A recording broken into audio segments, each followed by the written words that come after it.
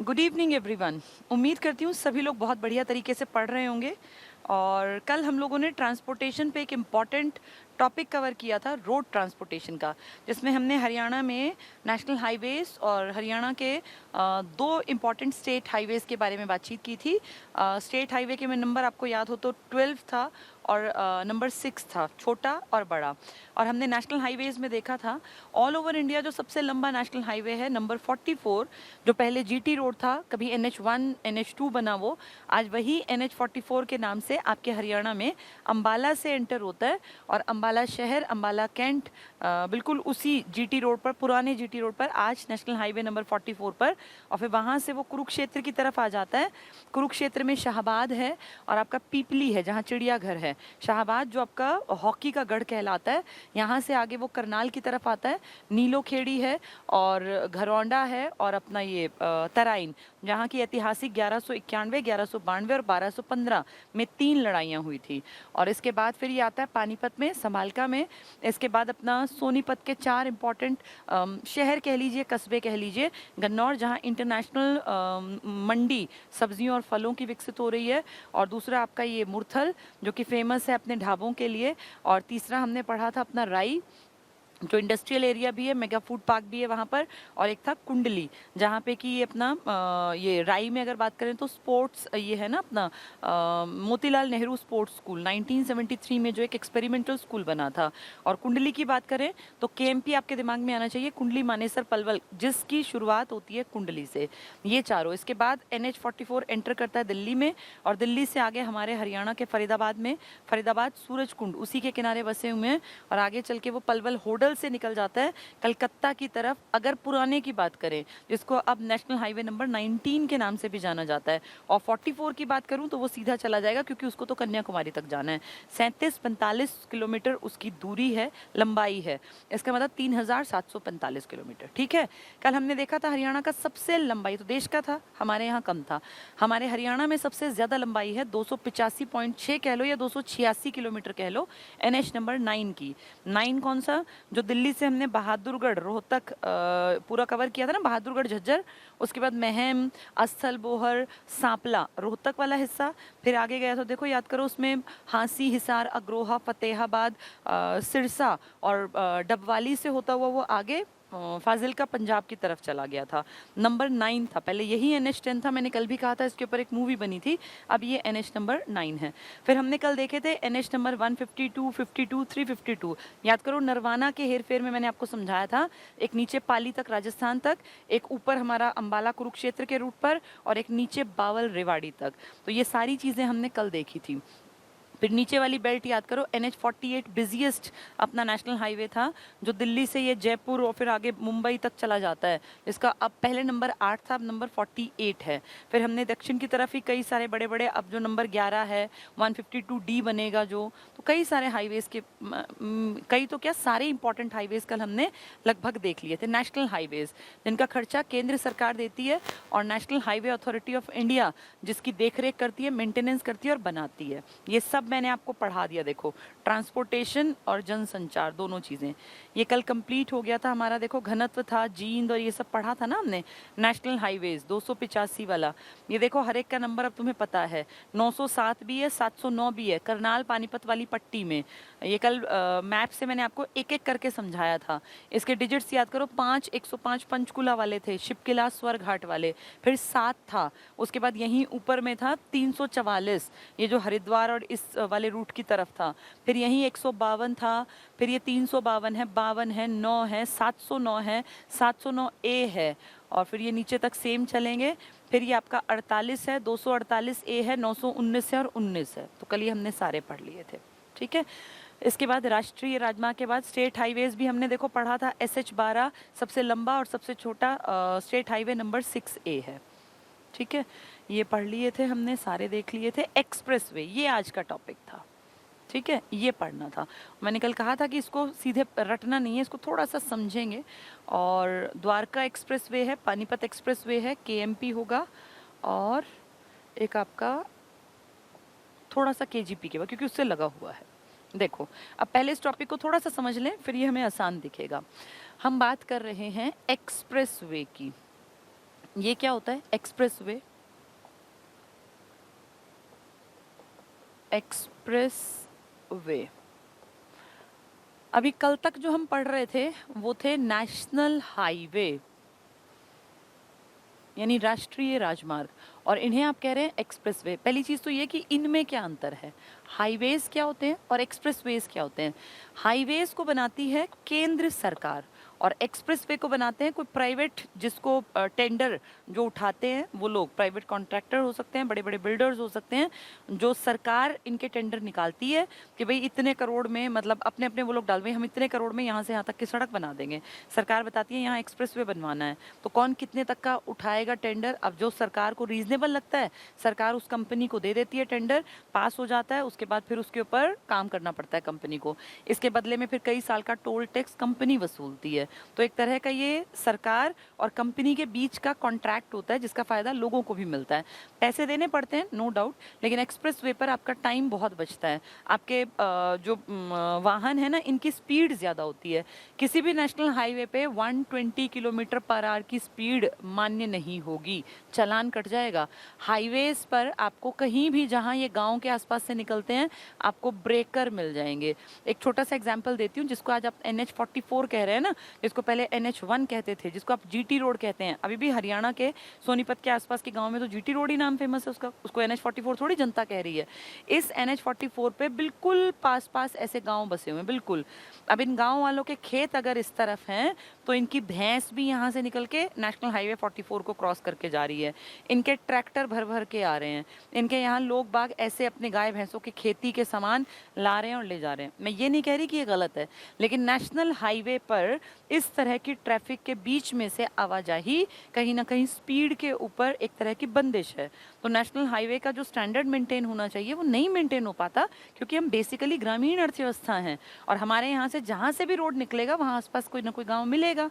ये इस चीज़ से ओवरकम कर गए एक्सप्रेसवे। कैसे? एक्सप्रेसवे जहाँ डेवलप किए गए वहाँ कोई भी ऑन रोड गाँव नहीं है, इस तरह से जैसे आपके नेशनल हाईवेज पर हैं गांव, लेकिन आसपास हैं। जैसे एक एग्जांपल देती हूँ, KGP की बात कर ले हम, KGP की या KMP की।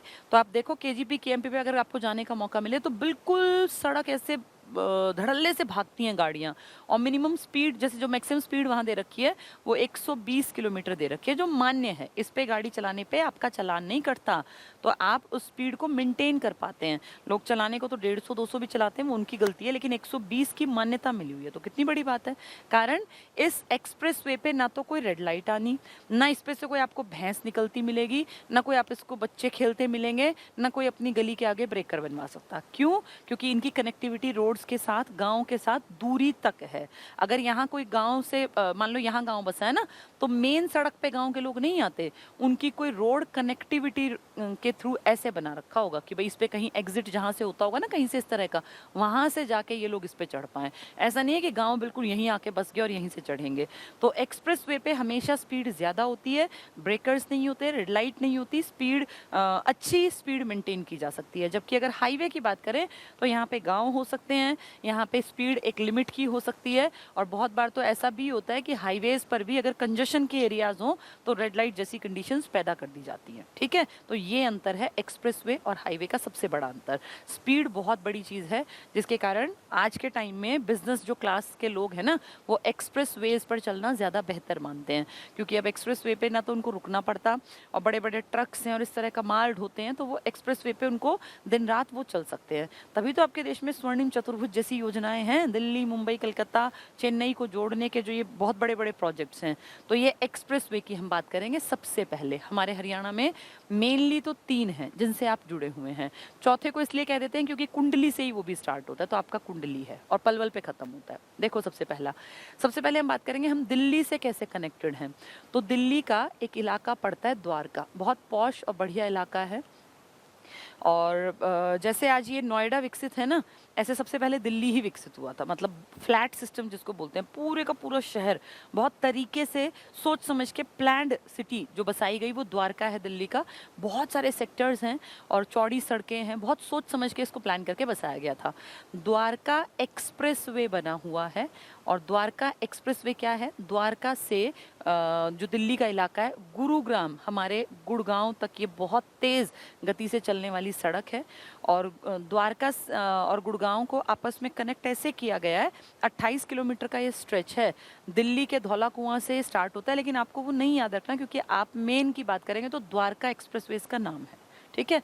तो 28 किलोमीटर है, जिनमें से 18 किलोमीटर ये हरियाणा में है और 10 किलोमीटर ये दिल्ली में है।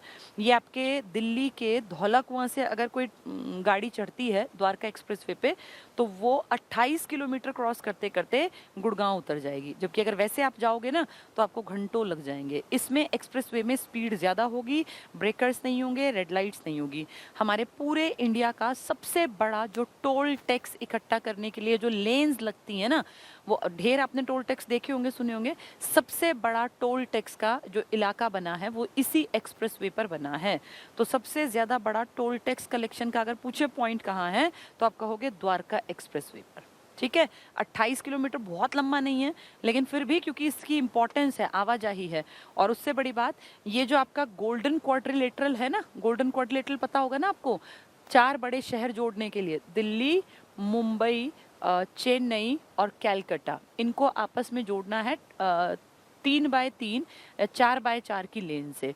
तो इसके लिए ये एक चतुर्भुज जैसा उभरेगा, मैथ्स का जैसा क्वाड्रिलेटरल होता है, तो इसको नाम दे दिया गोल्डन क्वाड्रिलेटरल।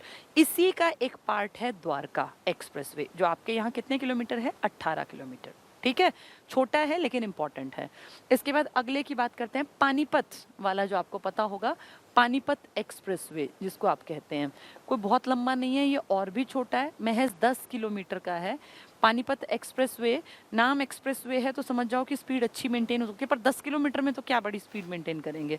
अगर ये हो कि भाई 100 किलोमीटर का है तो ज़्यादा फायदा, लेकिन ठीक है, हमारे यहाँ है पानीपत एक्सप्रेसवे तो हमने पढ़ लिया कि अपना ये एक एक्सप्रेसवे है, ठीक है। 2 हो गए। तीसरा एक्सप्रेसवे, इसको थोड़ा सा समझना, आपके यहाँ NH44 जो हम कल पढ़ रहे थे, इस पे मैंने बताया था सोनीपत के 4 शहर पड़ते हैं, गन्नौर, कुंडली, गन्नौर के आगे मुरथल, मुरथल के आगे राई, राई के आगे कुंडली। तो हम यहाँ मान लें कि अगर यहाँ कुंडली है, इसको इमेजिन कर लो, ये वाला इलाका यहाँ ये कुंडली है, तो कुंडली से एक रोड स्टार्ट किया गया। पहले ये सीधा नेशनल हाईवे तो ऐसे ही जाता है ना दिल्ली की तरफ, यहीं से एक रोड स्टार्ट कर दिया जो रिंग की तरह घूम के यहाँ आ जाता है आपके पलवल में। तो पलवल आपका दिल्ली के पास तो है, पलवल फरीदाबाद दिल्ली के बिल्कुल नीचे तो है। तो इस तरह से एक हाफ रिंग, सेमी सर्कल सा बन गया। ये कुंडली का इलाका है, यहाँ आपका मानेसर पड़ गया गुड़गांव वाला, और ये आपका पलवल मान लीजिए, इसी को आप कहते हो KMP, KMP एक्सप्रेसवे है। कोई रेड लाइट नहीं है, कोई गांव बीच में ऐसे कोई नहीं कि ब्रेकर लगवा देंगे या कोई गांव सीधे एकदम इसी में पड़ता हो, इसे आप कहते हैं KMP। बहुत ज़्यादा बढ़िया है, अच्छी स्पीड से गाड़ियां चलती हैं। कई बार एक्सीडेंट्स की खबरें भी लगभग आ ही रहती हैं अखबारों में, वो थोड़ा सा ध्यान रखना चाहिए। अदरवाइज़ KMP बहुत ही बेहतर है आने वाले टाइम के लिए। और मैं तो इस पर कई बार जा चुकी हूँ, तो बहुत सुंदर अभी इसलिए भी लगता है क्योंकि चारों तरफ खेत ही खेत दिखते हैं, बीच में काफ़ी चौड़ी सड़कें हैं और चारों तरफ बहुत सुंदर एकदम से ग्रीन, लश ग्रीन एरिया दिखता है। अगर आप KMP पे गए हैं तो आप समझ सकते हैं इस चीज़ को, नहीं तो सिर्फ इमेजिन कर लो कि बहुत सुंदर खेतों के बीच में से गुजारा गया है ये, और ये पुल की तरह ऊपर की तरफ से गाड़ियां जाती हैं। इसलिए मैंने कहा कि कोई भैंस नहीं आएगी, कोई कनेक्टिविटी, ऐसा कोई गांव बिल्कुल ऑन रोड नहीं होगा, रेड लाइट नहीं है, आप एक स्पीड को मेंटेन कर सकते हैं, ठीक है। जैसे ये है ना, सेम ऐसे ही इधर भी एक सड़क है कुंडली से ही निकल के, और वो आ गई है पलवल, ठीक है। तो ये कुंडली, इसको कहते हैं KGP, कुंडली, G मतलब गाजियाबाद, और ये है आपका पलवल। तो KGP, 2 शहर तो आप ही के हैं, कुंडली और पलवल। आपकी तरफ आया तो KMP बन गया, और उस तरफ गया यूपी की तरफ तो बन गया KGP। तो KMP और KGP, एक अंगूठी को इमेजिन कर लो गोल, एक जैसे छल्ला होता है कोई, आधा आपकी तरफ कवर कर गया, आधा ये गाजियाबाद की तरफ। स्टार्टिंग पॉइंट कुंडली है और एंड पॉइंट पलवल है, इसीलिए इंपॉर्टेंट है क्योंकि दोनों हरियाणा के हैं। तो केएमपी और केजीपी की लगभग दूरी भी बराबर है, 0.6 किलोमीटर का डिफरेंस है, वरना दोनों बिल्कुल बराबर दूरी के हैं। ठीक है, 2018 में खुद पीएम मोदी ने इसका उद्घाटन किया था। जो इस तरफ जाता है और जो आपकी तरफ आता है, आपकी तरफ वाले का नाम रख दिया वेस्टर्न पेरिफेरल, पश्चिमी परिधीय एक्सप्रेसवे, वेस्टर्न पेरिफेरल, क्योंकि इस तरफ वैसे भी वेस्ट डायरेक्शन ही होती है। अब मैप को अगर याद करो भारत के, को इस तरफ ईस्ट होती है, तो केजीपी का नाम है ईस्टर्न पेरिफेरल, यानी पूर्वी, ईस्टर्न पेरिफेरल, पूर्वी परिधीय, और इसका नाम है वेस्टर्न पेरिफेरल एक्सप्रेसवे। वेस्ट से बना ना, वेस्टर्न पेरिफेरल। ठीक है, ये केजीपी है इधर वाला, और आपके वाले का नाम है केएमपी। दोनों की लगभग दूरी समान है, 0.6 किलोमीटर, कोई बड़ी बात नहीं है। इन दोनों पे गाड़ियां बहुत बढ़िया स्पीड से भागती हैं। और जब इस तरफ अपने वाले पे चलते हैं ना, जैसे पीछे मौसम था धान का, तो पूरे में धान ही धान थे। अब जो मौसम चल रहा है गेहूं का चल रहा है ना, तो अगर आप इस पट्टी पे कभी जाएंगे तो आपको चारों तरफ गेहूं ही गेहूं दिखेगा। और जब आप केजीपी पे जाएंगे ना, अभी मुझे 5-7 दिन पहले जाने का मौका मिला, तो पूरी पट्टी पे गन्ना ही गन्ना था, बहुत ज़्यादा गन्ना। क्योंकि इस तरफ जो इलाका है ना, ये यूपी का, ये धान भी पैदा करते हैं, लेकिन बहुतायत में गन्ना दिखा। और इस तरफ अब जाएंगे तो यहाँ हमें ये अपना गेहूं ही गेहूं मिलेगा। ये गेहूं भी पैदा करते हैं, धान भी और गन्ना भी। भैया यूपी तो बहुत उपजाऊ है, ऐसे ही हरियाणा भी उपजाऊ है। लेकिन आप इस पे चलोगे ना इस टाइम पे, तो आपको 90% चारों तरफ नजर घुमाने पे गेहूं के दर्शन होंगे। और इस तरफ अभी जाओगे, मैं हफ्ते भर के अंदर दोनों जगह गई थी, यहाँ पूरा मेजोरिटी आपको गन्ने से भरा हुआ मिलेगा। ठीक है, तो केजीपी और केएमपी दोनों एक्सप्रेसवे हैं। तो आपको चारों एक्सप्रेसवे समझ में आ गए होंगे। एक द्वारका वाला, द्वारका से अपना गुड़गांव वाला, और उस पर सबसे बड़ा टोल जो है वो लगा हुआ है, एशिया का भी सबसे बड़ा कहते हैं उसको। और एक हमने देखा पानीपत एक्सप्रेसवे, वो तो ज़्यादा लंबा नहीं है, 10 किलोमीटर का है। गुड़गांव वाला 28 का है, जिसमें से 18 हमारे हरियाणा को कवर करता है और 10 दिल्ली को कवर करता है। और फिर हमने देखा ये काफ़ी बड़ा केजीपी और केएमपी। ठीक है, चलो अब इसको थोड़ा सा किताबी भाषा से पढ़ लेते हैं। कल इसमें टाइम ज़्यादा लगता, इसीलिए मैंने इसको कहा था कि आज समझा दूंगी। अब इसमें हम सारे चारों एक्सप्रेसवेज के बारे में बातचीत करेंगे। देखो सबसे पहले क्या लिखा है, हरियाणा के प्रमुख एक्सप्रेसवे। तो पहला लिखा है द्वारका एक्सप्रेसवे। द्वारका आपका बिल्कुल नहीं है, दिल्ली की जगह है, लेकिन क्योंकि गुड़गांव में आएगा इसलिए हम इसको पढ़ते हैं। उत्तरी परिधि, अभी मैंने आपको बताया पश्चिमी और पूर्वी परिधि है, तो आपके समझ में आ गई वो रिंग। पश्चिमी में आप बैठे हैं केएमपी वाले, और पूर्वी में वो यूपी वाले बैठे हैं केजीपी वाले। अब इसका नाम है उत्तरी परिधीय, पेरिफेरल, यानी नॉर्दर्न पेरिफेरल रोड। गुड़गांव और द्वारका जो दिल्ली है, इसके बीच बनाई जाने वाली 8 लेन की सड़क है, जिसको द्वारका एक्सप्रेसवे कहा जाता है। तो वो पूछेंगे कि हरियाणा में कौन कौन से परिधीय हैं, तो आप कहोगे हमारे हरियाणा में पश्चिमी परिधीय भी है, जो ये केजीपी है, ये केएमपी, और पूर्वी परिधीय भी है, और उत्तरी परिधीय। उत्तरी का नाम क्या है, द्वारका एक्सप्रेसवे। आपके हरियाणा में 18 किलोमीटर है, 10 किलोमीटर दिल्ली में। केजीपी और केएमपी, केजीपी जो है वो यूपी का इलाका कवर करता है काफ़ी सारा, और केएमपी पूरे हरियाणा को कवर कर जाता है, क्योंकि ये गोल जो ये रिंग सेमी बनाई थी मैंने, वो पूरे हरियाणा में है। ठीक है, इसकी कुल लंबाई 28 किलोमीटर है, 18 किलोमीटर हरियाणा में और 10 किलोमीटर दिल्ली में है। ये एक्सप्रेसवे स्वर्णिम चतुर्भुज, मैंने ड्रॉ करके दिखाया ना, दिल्ली, मुंबई, कलकत्ता और चेन्नई, इनको जोड़ेगा 3x3 4x4 की लेन से।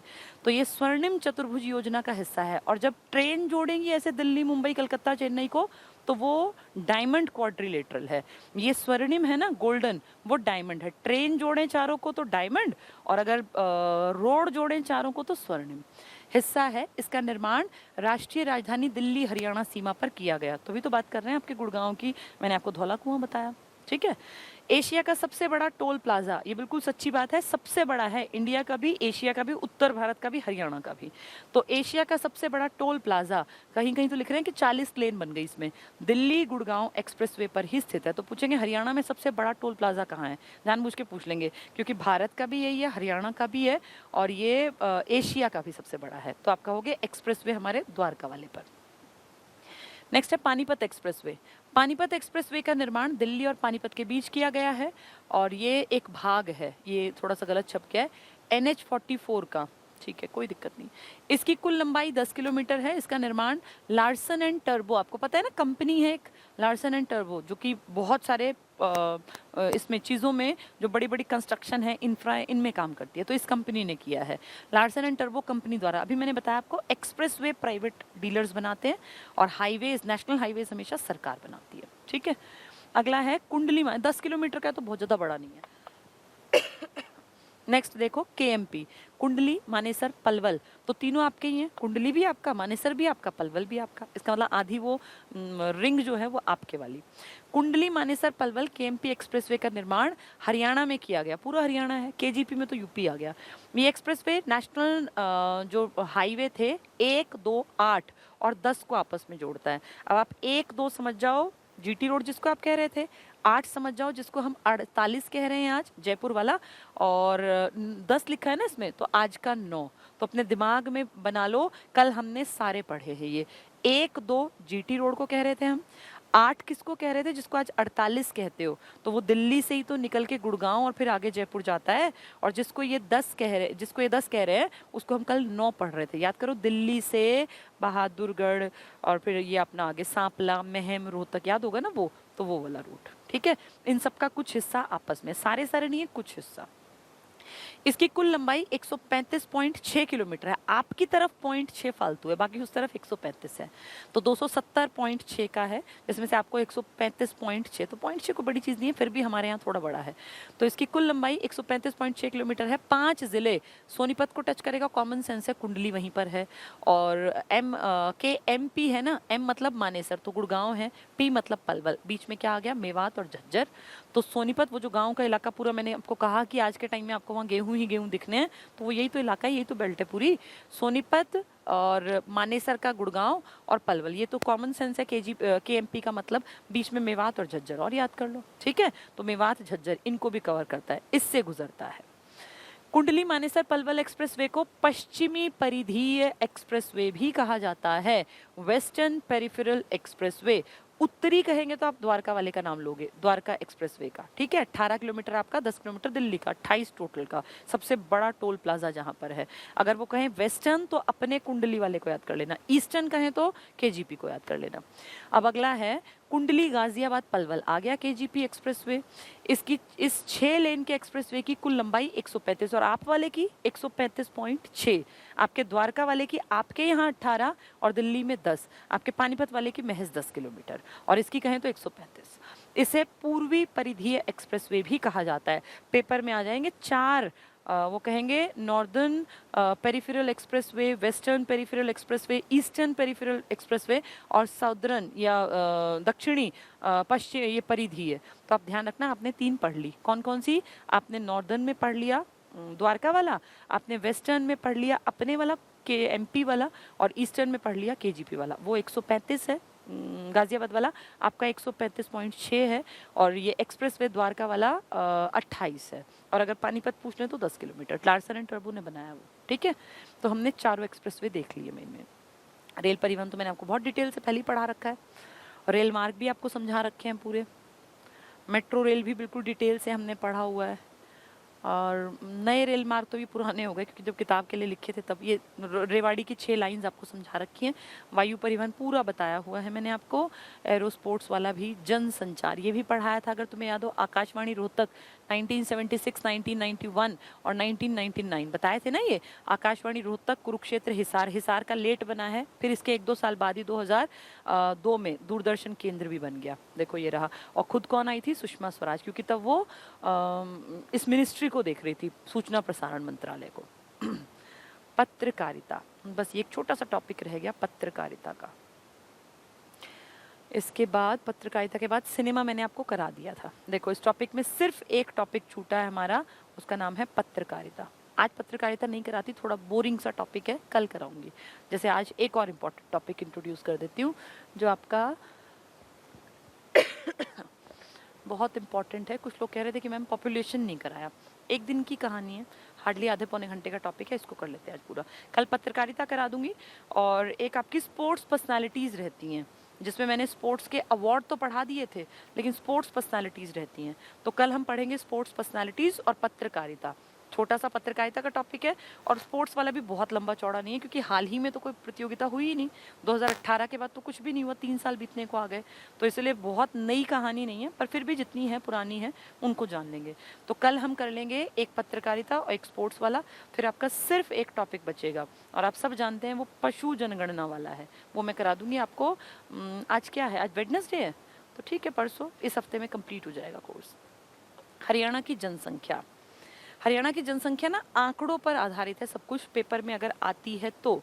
और मैं आपको बताना चाहूँगी कि आंकड़े नए नहीं हैं, ये आंकड़े अब तो सरकार ने निकाले ही नहीं हैं, अब तो आपके यहाँ ना आंकड़े आ ही नहीं रहे। इसके पीछे थोड़ी सी बातचीत करते हैं, फिर ये टॉपिक बहुत आसान दिखेगा। देखो, आपके देश भारत में, आप हरियाणा पर्सनल कोई जनगणना के आंकड़े नहीं होते, आपके पूरे देश के आंकड़ों में से आप एक स्टेट के रूप में अपने आंकड़े देखते हैं। भारत में पहली जनगणना हुई थी 1872 में। इस टाइम पे अंग्रेज़ों का राज था और लॉर्ड मेयो नाम के एक आदमी थे, जिनके नाम पे मेयो कॉलेज है अजमेर में। इनके टाइम में जब ये मुखिया थे ना भारत के, अंग्रेजों की तरफ से, महारानी ब्रिटेन की तरफ से वायसराय थे, तब इनके टाइम में पहली बार भारत में जनसंख्या की गिनती की गई। लेकिन ये आधा अधूरा सा काम था, कोई प्लान्ड तरीके से नहीं था। 1881 में फर्स्ट टाइम प्लान्ड तरीके से नियमित जनगणना की गई। इसका मतलब अब आगे से हम नियम बना रहे हैं, ऐसा उस टाइम पे कहा गया, हर 10 साल में लोगों की गिनती करेंगे। इस लोगों की गिनती को ही जनगणना या इसी को सेंसस कहा जाता है। सेंसस, CENSUS, सेंसस, जनता की गिनती करना। जब ये आपने क्लियर किया ना कि भाई 10 साल में हम एक बार करेंगे, तो लॉर्ड रिपन का टाइम था। लॉर्ड रिपन, रिपन एक बहुत अच्छा आदमी है जिसने इंडिया के लिए बहुत अच्छे अच्छे काम किए थे, कई बड़े स्टेप्स लिए थे। इसके टाइम में पहली नियमित जनगणना हुई और 1881 से 2011 तक हम प्राउडली कह सकते हैं कि कभी भी इस नियम को हमने टूटने नहीं दिया। इस बीच में फर्स्ट वर्ल्ड वॉर भी हुआ, सेकेंड वर्ल्ड वॉर भी हुआ, गांधी जी का असहयोग आंदोलन भी चला, सविनय अवज्ञा आंदोलन भी चला, क्विट इंडिया मूवमेंट भी चला, और न जाने कितनी ही बार भारत पे दिक्कतें आई। कभी चाइना से लड़ाई के रूप में इंडो साइनो वॉर 1962, कभी इंडिया पाकिस्तान की लड़ाई हुई 1965 में, कभी 1971 में, जिस साल आंकड़े आने थे, आपकी पाकिस्तान से फिर से लड़ाई छिड़ गई।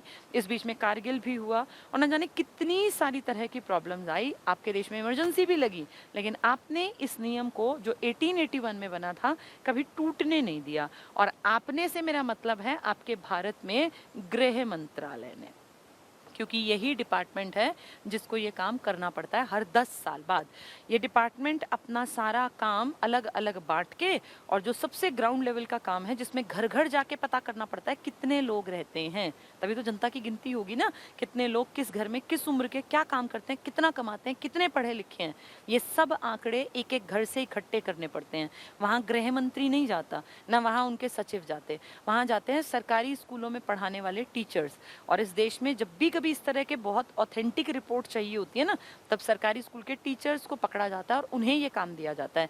उन्हें ब्लॉक्स डिवाइड करके दे दिए जाते हैं, एक एक घर में जाना, एक एक आदमी का पूरा ब्यौरा लिख के लाना, और उसमें कोताही नहीं होनी चाहिए, गलती नहीं होनी चाहिए, और सिर्फ एक बार ऐसा नहीं करना, ये फेजेस में होता है। क्योंकि हो सकता है जहाँ के आंकड़े 3 महीने पहले इकट्ठे किए गए हों, वहाँ 4 बच्चों का जन्म हो गया हो, वहाँ 2-4 आदमी मर भी गए हों, कोई भी चीज़ पॉसिबल है ना, 1 सेकेंड में चीज़ें बदलती हैं। तो इसलिए कई फेजेस में एक ही जगह जाके बार बार टीचर्स को ये आंकड़े टैली करने पड़ते हैं कि ठीक है पुराने वाले या चेंजेस करने हैं। तो एक बहुत जिम्मेदारी का काम है, गृह मंत्रालय इसको कंडक्ट करता है, और ये काम दिया जाता है सरकारी दफ्तरों में, सरकारी स्कूलों में काम करने वाले टीचर्स को। ठीक है, 10-10 साल में इस रिपोर्ट का फायदा आपकी सरकारें उठाती हैं, क्योंकि जैसी जरूरत होगी उम्र के अनुसार, अगर बुढ़ापे की तरफ जनसंख्या आपकी ज्यादा है तो अस्पताल ज्यादा चाहिए। अगर आपके देश में 6 साल से और 16 साल के बच्चे ज्यादा हैं तो स्कूल ज्यादा बनाओ, क्योंकि वो स्कूल चाहिए। अगर आपके देश में 16 से 26 के लोग ज्यादा हैं तो हायर लेवल की एजुकेशन पे ज्यादा काम करो। अगर आपके देश में 18 से 40 साल के लोग ज्यादा हैं तो एम्प्लॉयमेंट पे काम करो। अगर 60 से ज्यादा लोग हैं, 60 से उम्र वाले ज्यादा, तो फिर अस्पताल चाहिए। तो ये ना समाज की जरूरतें अलग अलग होती हैं, हर 10 साल में जरूरत सेम नहीं रहती, जरूरतें बदलती रहती हैं। उन जरूरतों को देखा जाता है किस चीज की रिपोर्ट के बाद, जब जनगणना की रिपोर्ट आती है। तो आपने कभी इस काम को आज तक तो टाला नहीं था, लेकिन अब दुख के साथ कहना पड़ता है, ऐतिहासिक है, पहली बार 2021 में हम इस काम को नहीं कर पाए। और इसमें हमारी कोई गलती नहीं है, इसमें कमी रही है। ये जो बीमारी फैली थी, पेंडेमिक फैला था, जिसको आप कोरोना महामारी कह रहे थे, इस महामारी के कारण आप लोग जो हैं जाने में सक्षम ही नहीं थे टीचर्स, तो कहाँ किसी को भेजा जा, इस तरह तो फिर कोई ना कोई रोग फैल सकता था ना। इसीलिए कह दिया कि इस साल किसी को ये काम नहीं करना। तो इस बार पहली बार आपके देश में ऐसा हुआ कि जनसंख्या की गिनती या जनगणना के आंकड़े नहीं आए। ऐतिहासिक है ये, क्योंकि 1881 से माने अगर हम नियम बना तो 2021 आने वाला था, आंकड़े आने वाले थे 21 के, ठीक है। और वो भी हमारी गलती से नहीं है, वो नेचुरल है, उसमें हम क्या कर सकते थे। तो आपके यहाँ हरियाणा के जो आंकड़े निकले थे पहली बार अलग से, हरियाणा स्टेट के, क्योंकि हरियाणा बना है 1966 में 1 नवंबर को, तो आप लगा लो 1961 में जनगणना हुई तो हम पंजाब का हिस्सा थे, 1971 की जनगणना में हम एक स्टेट थे। तो पहली बार हरियाणा के नाम से भी आंकड़े छापे गए। 71 के बाद 81 में छपे, 91 में छपे, इसके बाद ये 1900 चल रहे हैं, इसके बाद 2001 में छपे आंकड़े और 2011 में। तो आप ये लगा लो टोटल आपके आज तक 5 बार आंकड़े आए हैं आपके पर्सनल नाम से कि हरियाणा की आबादी इतनी, लिंगानुपात इतना, इतनी महिलाएं, इतने पुरुष, इतना यहाँ पे बच्चों का मेल फीमेल का रेशो इतना, बड़ों का 0 से 6 के इतने लोग यहाँ एज के, फिर 6 से 18 के इतने, 18 से 40 के इतने, यानी आपकी हर चीज़ का आंकड़े ब्यौरा दिया गया। और ये आपने नहीं किया, ये गृह मंत्रालय ने किया, क्योंकि उसका जिम्मा है ये, ठीक है। तो आपकी ये 5 बार जनगणना हो चुकी है, अब छठी होनी थी जो हो नहीं पाई। और इन्हीं आंकड़ों के एवज में आप कहते हैं कि हरियाणा लिटरेसी में 75% का स्टैंड दिखाता है। अब 2011 के आंकड़े हैं, बहुत सारे लोग कहते हैं 2021 के अनुमान वाले आंकड़े बता दें, बिल्कुल भी नहीं पढ़ने चाहिए, क्योंकि अनुमान लगाना किसी के बस की नहीं होता। और गृह मंत्रालय जब तक कि स्टैंप ना लग जाए ना, तब तक आपके अनुमान को कोई नहीं पूछने वाला। और अनुमान वाली चीजें इसलिए देखो, ऑथेंटिक किताबें कभी अनुमानित नहीं लिखेंगी कि 2021 में क्या होने वाला है। 11 के सब लिखेंगे, 21 के कोई नहीं लिखेगा। 21 के आंकड़े आए ही नहीं है, जब आंकड़े 2020 में ही किसी ने काम नहीं किया। ये सबसे पहले काम तो सरकारी स्कूल के टीचर्स के कंधों पे पड़ता, किसी ने कोई भी काम नहीं किया था। उससे पहले ये पेंडेमिक आ गया था, मार्च में तो बुरा हाल हो ही गया था। तो इसीलिए आप ये मान के चलो कि आप ये नहीं कह सकते कि अनुमान तो हरियाणा ये लगा के बैठा था कि हमने पता नहीं हमारे कितने हरियाणा के डीसीज को तो पुरस्कृत कर दिया था, कभी भारत सरकार ने, कभी हरियाणा राज्य सरकार ने, कि इन्होंने लिंगानुपात बढ़ा लिया। ये इसलिए था क्योंकि हमारा लिंगानुपात पूरे भारत में सबसे घटिया था जब 2011 की जनगणना हुई। धीरे धीरे बातें करेंगे उनकी। अब आंकड़ों पे आ रहे हैं, बेस समझ में आ गया, आंकड़े समझ में आ जाएंगे। आपके हरियाणा की लिटरेसी रेट है 75%। मैं 2011 की बात कर रही हूँ, अब बढ़ा मिलेगा, लेकिन आप अंदाजे नहीं लगाएंगे। आपसे पूछेंगे तो इसको टिक करना, वरना पूछेंगे नहीं, उनको भी अकल है। अदरवाइज कोई भी केस कर देगा ना कि बिना आंकड़े आए इन्होंने कैसे मान लिया कितना हो गया। जब तक गृह मंत्रालय न स्टैंप लगाए तब तक बात नहीं होती। ये आपका एवरेज पढ़ाई लिखाई का लिटरेसी का रेशो था। इसमें अगर कभी भी बात करेंगे, महिलाओं के पूछेंगे कितनी लिटरेसी है, ये जनरल है, एवरेज है, और एक पूछेंगे पुरुषों की। इसी से जोड़ के पूछेंगे ग्रामीण लिटरेसी बता दो कितनी है और शहरी बता दो। तो अगर आप एक 75% याद रख पाते हैं, डिस्टिंक्शन के मार्क्स होते थे पहले ये, तो आपको सारी चीज़ें बहुत आसानी से याद हो जाएंगी। हरियाणा में महिलाओं की जब भी बात करें या देश में भी, तो जो एवरेज है ना, उससे हमेशा 10% कम होती है महिलाएं, क्योंकि महिलाएं कंपैरेटिवली कम पढ़ी लिखी हैं। आज भी ज़रूरत है औरतों की पढ़ाई लिखाई पे काम करने की। तो महिलाओं की जब बात करें तो 75 एवरेज आपको याद रखना है। इसके हेरफेर में आंकड़े घूमेंगे, तो आपने महिलाओं की लिटरेसी को 10 घटा दिया, तो कितने पे आके रुक गई? 65% पे। जब पुरुषों की बात करें तो इसमें 9 जोड़ देना, तो कितने पे आके रुक गई? 84% पे। आज भी लड़कों की पढ़ाई पर पेरेंट्स थोड़ा सा ज़्यादा ध्यान देते हैं बजाय लड़कियों की पढ़ाई के। टोटलिटी बदलने में टाइम लगेगा, अभी एक पीढ़ी और लगेगी सब चीज़ें बराबरी पर लाने में, ठीक है। ग्रामीण की बात करें, गाँव में लोग थोड़े से कंपैरेटिवली कम पढ़े लिखे होंगे, शहरों में थोड़े से ज़्यादा। इससे तो जब गाँव की बात करें तो इसमें से 4 घटा दो, 71% लोग पढ़े लिखे हैं। आपने कितने घटाए हैं? -4 किया है। महिलाओं में आपने कितना किया था? -10। पुरुषों में आपने जोड़ा था आगे, ऐसे ही शहरों में भी आगे जोड़ देना। माइनस यहाँ घटाया है ना, यहाँ जोड़ देना +8। तो 75 में 8 जोड़ोगे तो कितना आ गया? 83। औरतों की लिटरेसी पूछें तो 10 घटानी है, पुरुषों की कहें तो 9 जोड़नी है। गांव की पूछें तो 4 घटानी है, शहर की कहें तो 4 जोड़नी है। किस में? 75 में। 75 से 10 घटाया तो 65, 8 जोड़ा उसमें तो 83। दोनों अपोजिट बताए हैं, ये और ये बताया है। ठीक है, दिमाग थोड़ा सा एक्टिव रखना। ऐसे 75 में से 4 घटाए तो 71 यानी गांव की लिटरेसी, और 75 में 9% जोड़ दिया तो 84 यानी आदमियों की लिटरेसी। ठीक है, तो एक आंकड़े से हमने 4 चीजें देखी। हरियाणा में जन घनत्व की बात कर लेते हैं। आपका हरियाणा में लोग बहुत खुश हैं क्योंकि यहाँ मिट्टी बहुत उपजाऊ है, यहाँ कोई भूख से नहीं मरता। रिच स्टेट है हरियाणा, यहाँ खान पान बहुत बढ़िया, दूध दही का प्रदेश तो है ना हमारा। तो यहाँ पे पूरे देश में अगर एक बात करें कितने लोग आपके यहाँ पर प्रति वर्ग किलोमीटर में हैं इंडिया में, तो 382 व्यक्ति रहते हैं आपके यहाँ एवरेज पूरे देश में प्रति वर्ग किलोमीटर में। पूरे देश के 1 वर्ग किलोमीटर में कितने लोग मिलेंगे? 382। ये एवरेज है, इसमें पहाड़ भी आ गए, जंगल भी आ गए, दिल्ली जैसे कंजस्टेड भी आ गए जहाँ हजारों का आंकड़ा है। तो सब कुछ मिला के एवरेज निकला 382। अब इसमें हरियाणा की बात करें तो हमारा थोड़ा सा आंकड़ा बेहतर है, 573 व्यक्ति प्रति वर्ग किलोमीटर। ऐसा क्यों? हरियाणा में ज़्यादा क्यों है 382 से? क्योंकि हरियाणा एक ऐसा स्टेट है जहाँ कोई भी खतरा नहीं है, न कोई बहुत बाढ़ आने का खतरा, ना कोई भूकंप का खतरा, खेती बढ़िया, मैदानी भाग है, तो जनसंख्या की आबादी जो मिलेगी ना अपनी टोटल वो ज़्यादा मिलेगी। तो उस हिसाब से हमारे यहाँ प्रति वर्ग किलोमीटर में देश के मुकाबले लोग भी ज़्यादा मिलेंगे। कितने? 573 व्यक्ति प्रति वर्ग किलोमीटर। अब इसमें भी वेरिएशन है हरियाणा में। हरियाणा के अगर सिरसा की मैं बात करूँ तो वो बहुत कम है, वहाँ 303 व्यक्ति प्रति वर्ग किलोमीटर हैं। और वहीं मैं हरियाणा के फरीदाबाद की बात कर दूँ तो वहाँ बहुत कंजेशन है, बहुत पास पास लोग रहते हैं। 1 वर्ग किलोमीटर में वहाँ 2, 4, 4 तो लगभग 2,500 व्यक्ति रहते हैं। सिरसा में जहाँ 1 वर्ग किलोमीटर में 303 आदमी हैं, वहीं आपके फरीदाबाद में 2442 व्यक्ति हैं। कितना वेरिएशन है, कहाँ 300 कहाँ 2400, तो ये तो 7 गुना, 3 7 3 8 8 गुना ज़्यादा लोग रहते हैं।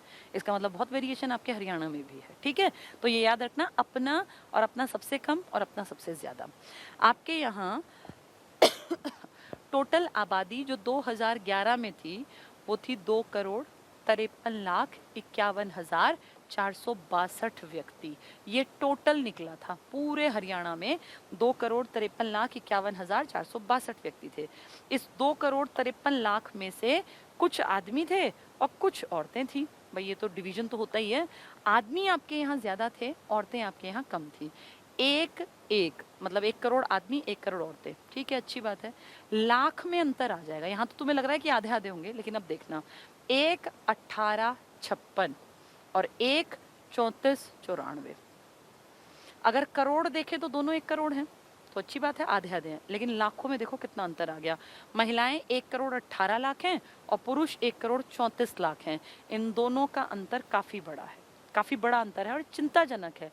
ये शर्मनाक भी है, क्योंकि कहीं पे अगर आबादी कम और ज्यादा हो तो कुछ हजारों में हो, कुछ 100 में हो। आपकी आबादी महिलाओं की लाखों में कम है, और लाख तो बहुत बड़ी बात होती है, तो कई लाखों में कम है। 18 के बाद तो लगा लो 28 आएगा, 29, 30, 31, 32, 33, 34, 16 लाख औरतें कम हैं आपके हरियाणा में। तो बहुत ही बड़ी आबादी है। 16 लाख बराबरी पे लाने के लिए महिलाएं चाहिए, जो कि एक बहुत शर्मनाक आंकड़ा है। इसलिए हमें काम ज़्यादा करना पड़ेगा। हरियाणा को किया है, हमारी सरकारें दावा कर रही थी कि हमने 2021 में जो है इस जो डिफरेंस था इसको घटा दिया, और इसलिए देखो कन्या भ्रूण हत्या रुक गई, कितना ज़्यादा स्ट्रिक्टनेस हो गई कि अब उतना आसानी से पता ही नहीं चल पाता कि माँ के गर्भ में पलने वाला बच्चा लड़का है या लड़की है। तो जो ये बहुत स्ट्रिक्ट नियम किए ना, इतना बड़ा अंतर है, और हरियाणा वालों को फ्री छोड़ दें तो हो सकता है वो 1,18 को तो उतने पे रोक दें और ये बढ़ के और उसके मुकाबले बहुत ज़्यादा बढ़ जाए। क्यों? क्योंकि बेटियों को तो बढ़ने ही ना दें, और बेटों की जो पैदाइश है उसमें टोटलिटी बढ़ती रहे, तो वो फिर दिक्कत देगा। इम्बैलेंस इतना ज़्यादा नहीं निभना चाहिए ना, कैसे निभेगा वो? तो आपके यहाँ महिलाएं काफ़ी कम है। ये लगा लो करोड़ के बाद लाख में आते ही डिजिट में अंतर आ गया। 1000 को तो मैं देख ही नहीं रही, उसको छोड़ दो, और उसके बाद कुछ वो 100 निकलेंगे, वो मैटर ही नहीं करता। हमारे लिए मैटर है ये कि लाखों औरतें कम हैं आपके राज्य में। ये बहुत गलत है। ये टोटल आबादी है आपकी, इस आबादी का 65% हिस्सा गाँव में रहता है। आज भी हरियाणा गाँव में बसता है। हरियाणा का कल्चर बेसिकली एग्रीकल्चर ही है, और इसमें कोई शर्म की बात नहीं है, प्राउड की बात है कि हरियाणा आज भी गांव में बसता है। गांव में है, शहर धीरे धीरे तब्दील हो रहे हैं, आबादी बढ़ रही है, 35% लगभग लोग आपके शहरी हैं। तो अभी तो बहुत टाइम लगेगा हमें। ग्रामीण व्यवस्था कोई बुराई नहीं है, बशर्ते सुविधाएं गांव में भी हो जाएं। जैसे ट्रांसपोर्टेशन गांव में हो, बिजली गांव में हो, अच्छी शिक्षा गांव के बच्चों को मुहैया हो, तो गांव में रहना कोई बुरा नहीं है। गांव तब दिक्कत देते हैं जब ना वहाँ बिजली हो टाइम पे, ना वहाँ ट्रांसपोर्टेशन हो, ना बच्चों को शिक्षा मिले, तो गाँव पिछड़े हुए हैं। अगर गाँव में सारी सुविधाएं हैं तो गाँव में रहने में कोई दिक्कत ही नहीं है। गाँव में अगर कनेक्टिविटी अच्छी है शहर से, बच्चों को आना जाना आसान है, स्कूल की बसें बंधी हुई हैं, लोगों को रोजगार के टाइम पे आराम से बसेस मिल जाती हैं, ट्रेन के साथ कनेक्टिविटी है, तो गाँव में कोई दिक्कत नहीं है। गाँव इसलिए दिक्कत है क्योंकि वहाँ पे सुविधाएं नहीं है। तो धीरे धीरे गाँव में अगर सुविधाएं दी जा रही हैं, बिजली पानी प्रॉपर पहुँच गए हैं, सड़कें अच्छी हो गई हैं, स्कूलिंग पे अच्छा काम है, तो फिर रहें गाँव में। पर दिक्कत क्या है, सरकारें वहाँ तक काम करके राजी नहीं है। ठीक है, तो 65% आपके लोग गांव में रहते हैं, 35% आपके लोग शहर में रहते हैं। आपके इस 2011 की जनगणना ने बताया कि आपकी सबसे बड़ी आबादी रहती है 3 जिलों में, FHB, फरीदाबाद, हिसार और भिवानी सबसे बड़ी आबादी लेके बैठे हैं। 18 लाख लोग रहते हैं आपके फरीदाबाद में, तभी तो यहाँ 2442 2442 लोग थे प्रति वर्ग किलोमीटर में। हिसार में 17 लाख प्लस आबादी है, भिवानी में 16, और इनके नीचे गुरुग्राम के भी बता दूं 15 लाख। ठीक है, तो FHB सबसे ज्यादा आबादी वाले शहर। अगर सबसे कम आबादी की बात करें तो PRM में सबसे कम आबादी है। P मतलब आप समझ जाओ क्या रहा होगा, ये P का मतलब पानीपत नहीं होगा। फिर ये क्या है P का मतलब, इस P का मतलब है पलवल। ठीक है, तो R मतलब क्या है, ये P सॉरी पलवल नहीं अपना, ये पंचकुला, पंचकुला जो सबसे ऊपर है। यहाँ की आबादी सबसे कम इसीलिए भी है क्योंकि यहाँ पे ना बहुत सारा इलाका तो शिवालिक की पहाड़ियों का है। तो यहाँ पे जो ऊपर का रेंज है, मैंने आपको सब कुछ समझाया हुआ है, वहाँ ढेरों पहाड़ियाँ हैं। याद करो इस इलाके में ही तो थी वो पूरी बेल्ट जो थी शिवालिक की रेंज की, अंबाला, पंचकुला और यमुनानगर ही तो मेन है। और उनमें अगर आप देख पा रहे हो दिमाग में, अगर मैप है तुम्हारे में, तो पंचकुला के ही नीचे की पट्टी थी 25 से 27 किलोमीटर की, जो गिरिपादीय मैदान था। तो इसलिए यहाँ आबादी बहुत ज़्यादा नहीं है। यहाँ 5 लाख प्लस की आबादी थी, पूरे 6 लाख भी नहीं थे जब लास्ट जनगणना हुई। तो सबसे कम आबादी आपकी पंचकुला में है। पलवल गलती से, कई बार होता है ना दिमाग सोच कुछ रहा होता है भूल कुछ रहे होते हैं, पानीपत और पलवल नहीं आएंगे, ये P से ऊपर वाला पंचकुला है। R का मतलब रेवाड़ी है, जो एक ही है R से तो अपने यहाँ, और ये M है आपके दक्षिण वाला महेंद्रगढ़। तो ये पंचकुला, रेवाड़ी, महेंद्रगढ़ सबसे कम आबादी लेके बैठे हैं, और ज्यादा आबादी लेके बैठते हैं फरीदाबाद, हिसार, भिवानी और गुड़गांव। ठीक है, इसकी 6 लाख से भी कम आबादी है, इनकी 8-8 लाख के आसपास है। ठीक, तो ये हमने आबादी का चार्ट देखा, हमने थोड़ी सी पढ़ाई लिखाई देखी, हमने अभी लिंगानुपात की बात की। उस लिंगानुपात का एक आंकड़ा और याद रख लेना, आपका लिंगानुपात 1000 पुरुषों पे 879 महिलाएं थी। अभी हमने देखो करोड़ों की बात की थी, तो 2,53,00,000 में से आपने देखा 1 34 और 1 18, 16 लाख का अंतर था। अब यहाँ हम अगर बात करें कि प्रति 1000 पर कितनी महिलाएं हैं, तो 879, सीधा डिजिट होता है 789, आपने थोड़ा सा उसको घुमा दिया 879। इस 879 का मतलब है 121 महिलाएं कम हैं 1000 पुरुषों के मुकाबले, तभी तो वो 16 लाख का आंकड़ा डिफरेंस का आएगा ना। तो 1000 पुरुषों के मुकाबले कितनी महिलाएं हैं, 879। गांव में फिर भी लोग कंपैरेटिवली ठीक हैं, और गांव में ये आंकड़ा थोड़ा सा बेहतर है, 882 है।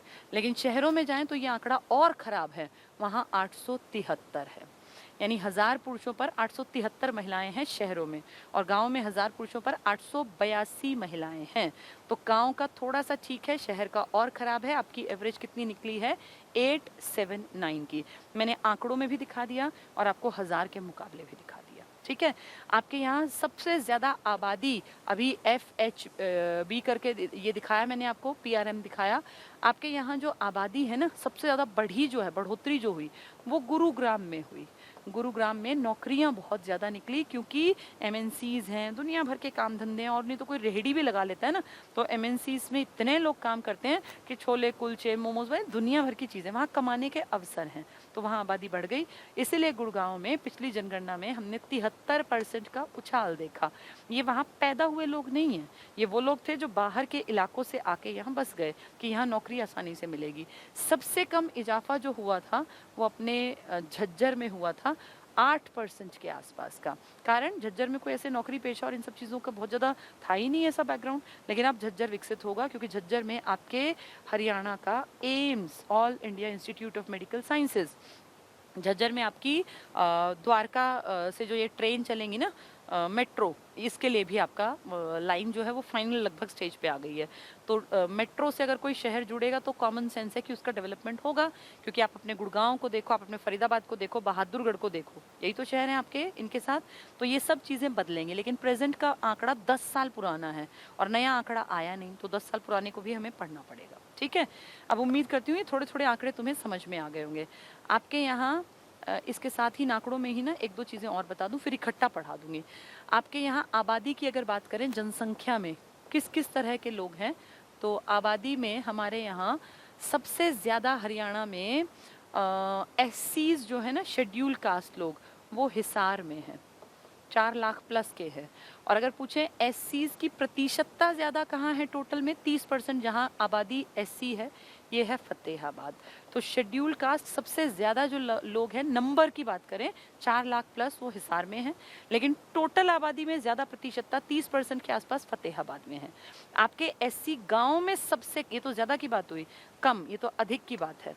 ठीक है, अगर वो कहें सबसे कम एससी कहाँ है ग्रामीण, तो आप कहोगे जहाँ आबादी कम है वहीं एससी भी कम होंगे। भाई एससी भी तो आबादी का ही हिस्सा है।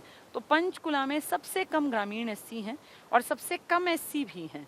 तो टोटल एससी शेड्यूल कास्ट कम कहाँ है आपके यहाँ, ग्रामीण भी और टोटल भी पंचकुला में। ज़्यादा शेड्यूल कास्ट कहाँ है, अगर नंबर ऑफ पीपल की बात करें तो हिसार, और प्रतिशतता की बात करें तो फतेहाबाद। ठीक है, आपके यहाँ सिखों की बात करें, ये तो एससीज में थे, सिखों की बात करें या टोटल की बात कर लेते हैं ताकि चारों क्लियर हों। आपके यहाँ आबादी का एक बड़ा प्रतिशत तो हिंदू हैं, इसके बाद आपके यहाँ मुसलमान भी हैं, या मुस्लिम धर्म या इस्लाम कह लीजिए। इसके बाद आपके यहाँ सिख कम्युनिटी के लोग हैं। फिर 3 छोटी कम्युनिटीज़ की बात करूं तो जैन हैं आपके यहाँ, बौद्ध हैं आपके यहाँ, और ईसाई हैं। ईसाई मैं यहीं लिख देती हूँ, हिंदू मुस्लिम सिख ईसाई इकट्ठे बोलते हैं ना हम। हिंदू आपके यहाँ सबसे ज़्यादा है, 87 पॉइंट समथिंग, तो बड़ी आबादी आपके यहाँ हिंदुओं की है। और हिंदुओं में ही एससीज के बारे में हम बात कर रहे थे, जो भी बात कर रहे थे कि टोटल आबादी का 20% आपके यहाँ एससी हैं, जिनमें सबसे ज़्यादा नंबर कहाँ है, हिसार में। प्रतिशतता बात करें तो फतेहाबाद में, कम कहें तो पंचकुला में। ठीक है, 87% आपके यहाँ हिंदू हैं। मुसलमान तुम्हारे यहाँ लगभग 7.5%, 7.4 भी लिख देते हैं, 7 याद कर लो, कोई दिक्कत नहीं है। मुस्लिम 7% है, सिख 5% के आसपास है, 4.9 भी लिखा है, लेकिन करंट के आंकड़े अगर तुम विकिपीडिया पे जाओगे तो 5.4, 5.6 तक भी दिखाते हैं। लेकिन आप किन आंकड़ों के साथ जाएंगे, जो सरकार ने छापे थे, कब, 2011 में, तो उस कंडीशन में देखें तो 5 के आसपास के आंकड़े सही हैं। ईसाई, जैन और बौद्ध आपके यहाँ कम हैं, ये 0.2 हैं, ये भी 0.2 हैं, और बौद्ध तो सबसे कम है आपके यहाँ 0.0 और पीछे 3, तो ये 0.03 है सबसे कम। कौन सी कम्युनिटी है, आप कहोगे बुद्धिस्ट सबसे कम है। ठीक है, आपकी टोटल आबादी का 20% लोग एससी हैं, शेड्यूल कास्ट हैं, जिनके बारे में मैंने आपको बता दिया। ठीक है, धर्म बता दिए, एससीज बता दिए, पढ़े लिखे लोग बता दिए। सबसे पढ़े लिखे लोग, पढ़े लिखे नहीं बताया मैंने, लिंगानुपात और पढ़े लिखे 2 रह गए। सबसे ज़्यादा लिटरेसी रेट आपके गुरुग्राम में है, जिसके नाम में ही गुरु होगा वो पढ़ा लिखा तो होगा ही होगा, 84% लोग पढ़े लिखे हैं। इसके बाद नंबर आता है पंचकुला के लोगों का, ये भी खूब पढ़े लिखे हैं, 81%। इसके बाद नंबर आता है फरीदाबाद का, यहाँ भी 81%। इसके बाद नंबर आता है अंबाला का, यहाँ भी 81%। फिर ये सेकंड, थर्ड, फोर्थ पे क्यों है, क्योंकि इसके बाद प्रतिशतता बदलती है, प्रतिशतता पॉइंट के बाद। यहाँ नीचे है तो 7 0 कर देना, 7 5 कर देना और 8 0 कर देना, बराबर भर ही है, थोड़ा अंतर है, लेकिन फिर भी सेकंड सेकंड होता है, फोर्थ फोर्थ ही होता है। तो ये गुड़गांव सबसे पढ़ा लिखा 84%, उसके बाद पंचकुला 81%, फरीदाबाद भी 81 और अंबाला भी 81। ठीक है, तो ये 4 पढ़े लिखे हैं। बहुत दुख की बात है कि जो ज़्यादा पढ़े लिखे हैं वो सबसे खराब आंकड़ा दिखाएंगे लिंगानुपात का। आपके यहाँ ज़्यादा पढ़े लिखे हैं। अगर कम पढ़े लिखे की बात करें, ये तो प्लस मतलब ज़्यादा पढ़े लिखे, कम की बात करें तो सबसे कम पढ़े लिखे लोग आपके मेवात, जिसको आज आप नूह के नाम से जानते हैं, यहाँ हैं। यहाँ के सिर्फ 54%, आधे लोग पढ़े लिखे, आधे पढ़े लिखे हैं ही नहीं। ये बहुत अच्छा लगेगा आपको पॉइंट, अभी सुन के खराब लग रहा है, लेकिन इसके आगे मैं बता दूं, जहाँ सबसे कम पढ़े लिखे हैं ना, वो सबसे बेस्ट हैं लिंगानुपात में। कारण उतने पढ़े लिखे हैं ही नहीं कि लड़कियों को माँ के पेट में मरवा दें, उतनी अकल है ही नहीं। बहुत अच्छी बात है, ये पॉइंट पॉजिटिव है। तो मेवात, जिसका सबसे खराब आंकड़ा है पढ़ाई लिखाई का, इनका लिंगानुपात हमारे हरियाणा की शान मान लो, नहीं तो बाकी तो तुम्हारी हालत ऐसी है कि किसी को बताया भी ना जाए कि यहाँ पे इतने महिलाएं कम हैं हर ज़िले में। तो ये कम से कम 1000 के करीब तो हैं, 900 तो क्रॉस कर गए। सबसे पढ़े लिखे लोग जो है ना, ये सबसे शर्मनाक आंकड़ा है और इससे खराब कोई नहीं है। 854 महिलाएं प्रति 1000 पुरुषों के मुकाबले। अब कहाँ 854 और कहाँ 907, वो सबसे कम पढ़े लिखे, ये सबसे ज़्यादा लिटरेट है। ठीक है, तो सबसे पढ़े लिखे लोगों की हालत देखो तुम लिंगानुपात में, ये फर्स्ट है किस चीज़ में, लिंगानुपात। लेकिन खराब किस में है, पढ़ाई लिखाई में। एक खराब पढ़ाई लिखाई में फतेहाबाद भी है, खराब पढ़ाई लिखाई में पलवल भी है, खराब पढ़ाई लिखाई में सिरसा भी है। कई इलाके हैं, कोई दिक्कत नहीं है। फर्स्ट और सेकंड का नाम याद रखना, किस किस का, एक मेवात का या नूह कह लो और एक फतेहाबाद का। बाकी लंबी लाइन के याद करने की जरूरत नहीं है। ठीक है, तो पढ़े लिखे सबसे ज़्यादा गुड़गांव, उसके बाद पंचकुला में, उसके बाद फरीदाबाद में और उसके बाद अम्बाला में। ये तीनों 81 हैं, नीचे 7.0, फिर उसके बाद 7.75, 0.8, फिर ऊपर 84.8 है, तो 84 भी याद रख लो। ठीक है, तो ये मैंने दोनों चीज़ें आपको बता दी। अगर पेपर में आए सबसे पढ़े लिखे लोग तो तुम कहोगे गुड़गांव, वो पूछेंगे सबसे ज़्यादा पढ़ी लिखी महिलाएं तो भी तुम कहोगे गुड़गांव नंबर 1 है। लेकिन कहीं सबसे पढ़े लिखे पुरुष कहाँ के हैं तो तुम कहोगे रेवाड़ी। अजीब बात है, पढ़े लिखे पुरुष गुड़गांव के नहीं हैं, पढ़े लिखे पुरुष हैं रेवाड़ी के। रेवाड़ी में सबसे कम गाय मिलती हैं और वहाँ के पुरुष सबसे ज़्यादा पढ़े लिखे हैं। ठीक है, चलो अब थोड़ा सा किताबी भाषा को भी देख लेते हैं। बहुत सारी चीज़ें मैंने पढ़ा दी, अब तुम्हें ये टॉपिक आसान दिखेगा, मैं रीड कर दूंगी उतने में तुम्हारा समझ बन जाएगी। देखो, पॉपुलेशन ऑफ हरियाणा,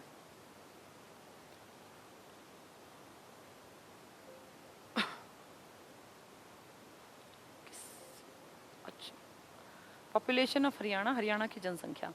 1872 में लॉर्ड मेयो, जिसके नाम का कॉलेज अजमेर में है, के समय भारत की पहली जनगणना हुई थी, पर 1881 में नियमित रूप से जनगणना लॉर्ड रिपन के समय प्रारंभ हुई। तो 1881 से आज तक एक एक का डिजिट चल रहा था। 2011 की जनगणना भारत की 15वीं और हरियाणा की 5वीं थी। कैसे, 71, 81, 91, 2001, 2011, सीधी बात है 5वीं थी। जनगणना प्रत्येक 10 वर्ष में करवाई जाती है। हरियाणा की पहली जनगणना 1971 में हुई, क्योंकि 66 नवंबर में तो हम बने ही थे। 2001 ये 11 की जनगणना के अनुसार राज्य की कुल जनसंख्या 2,53,51,462, बहुत बार आ चुकी। पुरुषों की संख्या 1,34,94, जो मैंने अच्छी तरह बताई। महिलाओं की 1,18,56। तो हमने क्या देखा, 1-1 करोड़ तो दोनों के हैं, लेकिन इनके 18 लाख है और इनके 34 लाख है। वहीं से दिखता है कि हरियाणा में महिलाएं कम है, पुरुष ज्यादा। तो 1,34,94, दोनों में 4 का डिजिट है, 1,34,94 और 1,18,56। ठीक है, ये महिलाएं। जनसंख्या की दृष्टि से हरियाणा का भारत में 18वां नंबर है। राज्य में देश की कुल जनसंख्या का 2% भाग है, 2,53,00,000, 2% है टोटल आबादी का। पर क्षेत्रफल हमारे पास सिर्फ 1.34 है। क्षेत्रफल में हरियाणा का 21वां नंबर है, अब 20वां है जब से ये लेह लद्दाख और इन सब का डिवीजन हुआ है। हरियाणा में 10 लाख से कम जहां लोग मिलते हैं, पंचकुला, मैंने क्या बताया, PRM बताया था ना, पंचकुला, रेवाड़ी, महेंद्रगढ़। देखो, पंचकुला, रेवाड़ी, महेंद्रगढ़, कम जनसंख्या थी इनकी। सबसे कम कहाँ की थी, पंचकुला, शिवालिक का रीजन है पूरा। सर्वाधिक जनसंख्या, ये मैप अगर आपको नहीं भी दिखे तो कोई नहीं दिख रहा है, बहुत अच्छी बात है। सर्वाधिक जनसंख्या भारत की छोड़ दो, अपनी देखो। सबसे बड़ी जनसंख्या हमारे फरीदाबाद में है, 18 लाख। दूसरा नंबर हिसार का, FH भी बताया ना, फरीदाबाद, हिसार, भिवानी, सबसे बड़ी आबादी 18, 17, 16, 15। गुड़गांव था नीचे। नेक्स्ट देखें, सबसे कम जनसंख्या पंचकुला, दिख रहा है ना ये, पंचकुला 5 लाख, और पंचकुला में SC भी कम है। सर्वाधिक जनसंख्या बढ़ी गुड़गांव की 73%। सबसे कम जनसंख्या वृद्धि झज्जर की हुई, कारण बताया, कोई नौकरियों के ऑप्शंस नहीं थे। सबसे ज्यादा जनसंख्या घनत्व फरीदाबाद में 2,442, आपको अच्छी तरह पता है। सबसे कम जनसंख्या घनत्व सिरसा में है, 303 व्यक्ति प्रति वर्ग किलोमीटर। सबसे बड़ा एरिया सिरसा का है 4,277 स्क्वायर किलोमीटर, 4,277, 4,277 वर्ग किलोमीटर में 303 व्यक्ति प्रति वर्ग किलोमीटर में रहते हैं सिरसा में। ठीक है, सबसे बड़ा एरिया। सबसे कम एरिया फरीदाबाद के पास है। आबादी लेके बैठे हैं 18 लाख, एरिया लेके बैठे हैं 741 स्क्वायर किलोमीटर। तभी तो 2,442 व्यक्ति प्रति वर्ग किलोमीटर में है। एरिया सबसे छोटा, आबादी सबसे ज्यादा। फरीदाबाद की 18 लाख प्लस। सर्वाधिक लिंगानुपात किसका है, मेवात का, 907 लिख लेना इसको। सबसे कम पढ़े लिखे हैं 54%, लेकिन लिंगानुपात में नंबर 1 है, बहुत अच्छा पॉइंट है ये वाला। सबसे कम लिंगानुपात, शर्म की बात है, सबसे ज्यादा पढ़े लिखे जो 84% पढ़े लिखे हैं, इनका लिंगानुपात है 854। और सेकंड खराब है सोनीपत का 856, तो हमसे तो बहुत आगे है मेवात।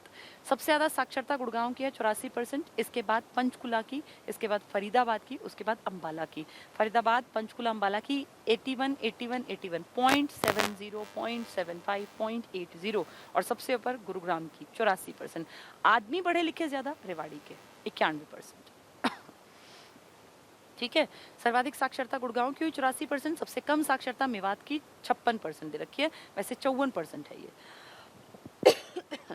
0 से 6 उम्र जो बच्चे उस टाइम 6 साल तक के थे, उनका लिंगानुपात सबसे ज्यादा जो बेटियां पैदा हुई थी आज से 10 साल पहले मेवात में पैदा हुई थी। कारण कन्या भ्रूण हत्या करवाते ही नहीं होंगे, 903। और सबसे खराब जो लिंगानुपात निकला 6 साल तक की बेटियों का, वो झज्जर में निकला। बहुत ही शर्मनाक है। झज्जर में ये 1000 लड़के जब पैदा हुए ना पिछले 10 सालों में, मतलब 2011 से पहले 774 ही बेटियां जन्मी वहां। कितने हजार लड़कों के मुकाबले। तुम सोचो कितना धड़ल्ले से कन्या भ्रूण हत्या की गई होगी, क्योंकि नेचर का नियम तो ये कहता ही नहीं। नेचर का नियम तो कहता है बेटी होने के चांसेस ज्यादा होते हैं बेटा पैदा होने से। फिर आपके हरियाणा में ऐसी कौन सी अलग से असीम कृपा है प्रभु की कि यहाँ लड़के इतने ज्यादा हैं, क्योंकि नेचर का नियम कहता है कि बेटियां ज्यादा होती हैं। ये हर जगह नियम है, आप कहीं भी उठा के पढ़ लो, किसी भी स्पेशीज में पढ़ लो, हमेशा फीमेल के नंबर ज्यादा होते हैं किसी में भी। आप शेर की बात कर लो, बाघ की बात कर लो, कुत्तों की बात कर लो, सांप की बात कर लो, चींटियों की बात कर लो। इंसान है जिसने महिलाओं की संख्या अपने हिसाब से बढ़ा और घटा रखी है। बढ़ा तो कहीं नहीं रखी, घटा घटा रखी है। तो ये कन्या भ्रूण हत्या हमारी मानसिकता का परिचय देती है, और सच में ये शर्मनाक है अगर अब भी हम लोग 1000 को 950 से ऊपर ना ले जा पाए, क्योंकि अब तो लोगों को सुधर जाना चाहिए, सरकार इतनी स्ट्रिक्ट है। चलिए, न्यूनतम झज्जर 774। अब सोचो जो उस टाइम 6 साल की बेटियां थी, अब वो 16 साल के बच्चे बन गए होंगे। तो वहाँ 1000 लड़के जब 16 साल के हैं तो उनके मुकाबले 774 ही लड़कियां हैं। बहुत बुरा हाल है। सर्वाधिक जनसंख्या वाले 4 जिले, FHB बताया ना, देखो FHB यहाँ काम आएगा। फरीदाबाद, हिसार, भिवानी, FHB। यहाँ से देखें जरा, गुड़गांव के 15, 16, 17, 18। तो सबसे ज्यादा आबादी कहाँ रहती है? फरीदाबाद। और सबसे छोटा सा भी फरीदाबाद है, 742 स्क्वायर किलोमीटर। तभी तो 2442 व्यक्ति प्रति वर्ग किलोमीटर हैं। इतनी बड़ी आबादी छोटे से शहर में, तो इसीलिए। नेक्स्ट देखें, न्यूनतम जनसंख्या, PRM था ना, P कौन सा है? ये ऊपर वो पहाड़ों वाला। तो पंचकुला सबसे कम 5 लाख की आबादी लेके बैठे हैं, तभी तो SC भी कम थे यहाँ। PRM पंचकुला, रेवाड़ी, महेंद्रगढ़। देख लो यहाँ 8-8, 9-9 लाख, तो बहुत बड़ी आबादी, 10 से कम है ये सारे। जनसंख्या वृद्धि दर, जनसंख्या बढ़ी थी, बिल्कुल बढ़ी थी, वो तो बढ़ेगी ही बढ़ेगी। जनसंख्या तो भारत में बढ़ेगी ही बढ़ेगी। 2001 में हरियाणा की जनसंख्या पहले 28% वृद्धि थी, पुरानी बात है। वर्ष 2011 में वृद्धि दर 19.9 थी, तो उसमें 8% की कमी हुई थी पहले के मुकाबले। वैसे पूछे वृद्धि दर कितनी थी 10 साल पहले, तो 19.9, इतनी जनसंख्या में फर्क आया था। ठीक है, सर्वाधिक जनसंख्या वृद्धि कहाँ हुई, कहाँ बढ़े? जहाँ नौकरियों के अवसर दिखे, तो गुड़गांव की तरफ भागे होंगे लोग। गुड़गांव में सबसे ज्यादा आबादी में उछाल आया। मेवात में टोटलिटी बढ़ी थी, ठीक है, मेन वही है, तो गुड़गांव नंबर 1 पे याद रखना। न्यूनतम जनसंख्या वृद्धि कहाँ हुई? झज्जर में, सिर्फ 8% की वृद्धि। जींद अंबाला में भी ज्यादा लोग नहीं बढ़े।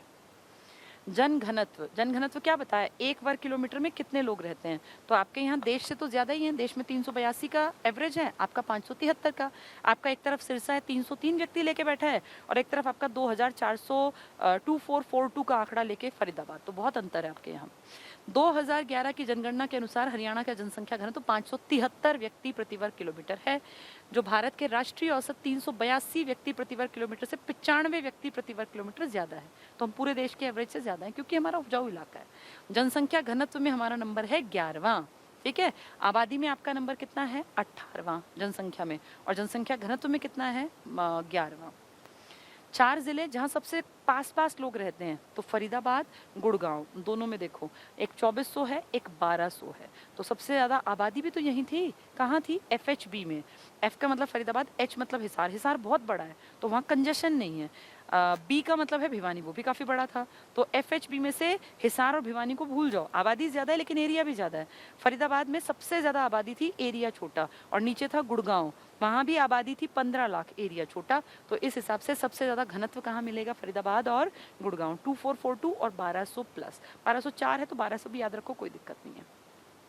न्यूनतम जनघनत्व सबसे कम, तो जो बड़े बड़े हैं ना, बड़े बड़े कौन से आपके दिमाग में आते हैं? सिरसा, हिसार, भिवानी, यही बड़े हैं हमारे एरिया, यहीं कम मिलेगी। तो सिरसा में 303 व्यक्ति रहते हैं 1 वर्ग किलोमीटर में, इतना बड़ा है, 4, 2, 7, 7 वर्ग किलोमीटर है, तो रहेंगे ही रहेंगे।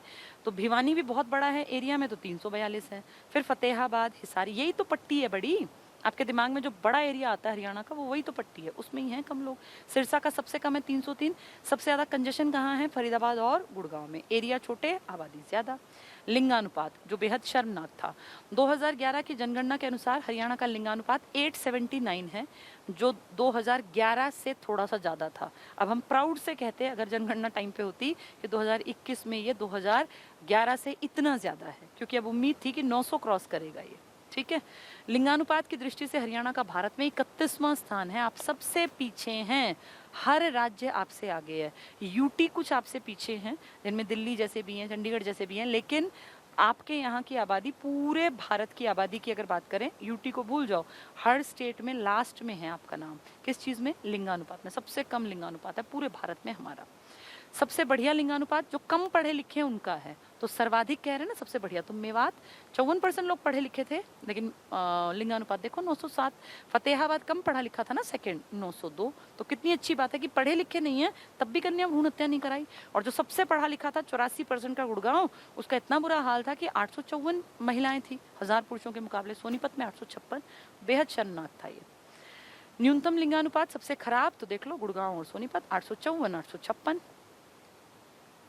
ये सब बातें जो है ना जो मैंने बताई हैं वही सब बातें हैं। अब जैसे इसमें लिखा है न्यूनतम एससी जनसंख्या पंचकुला, ग्रामीण एससी तो पंचकुला, अधिकतम अनुसूचित जाति की प्रतिशतता तो फतेहाबाद, टोटल एससी ज्यादा हिसार, सिख ज्यादा सिरसा, और शहरी एससी ज्यादा हैं तो फरीदाबाद, क्योंकि आबादी ज्यादा है तो ऑब्वियस सी बात है शहरी सिख ये भी ज्यादा होंगे। सबसे कम एससी प्रतिशतता गुड़गांव की है। अधिकतम मुस्लिम जनसंख्या मेवात में है। न्यूनतम शहरी एससी जो है वो रेवाड़ी में है। साक्षरता दर कितने परसेंट बताइए? 75% ना। गांव पूछे तो 4 घटा देना 71, शहर पूछे तो 8 जोड़ देना, तो 75 में 8 जोड़ो 83। औरतों के पूछे तो 10 घटा देना, आदमी पूछे 9 जोड़ देना, 75 को याद रखना बस। 2011 की जनगणना के अनुसार राज्य की कुल साक्षरता दर 75%। पुरुषों की साक्षरता है तो 9 जोड़ दो 84, महिलाओं की साक्षरता है 10 घटा दो 65।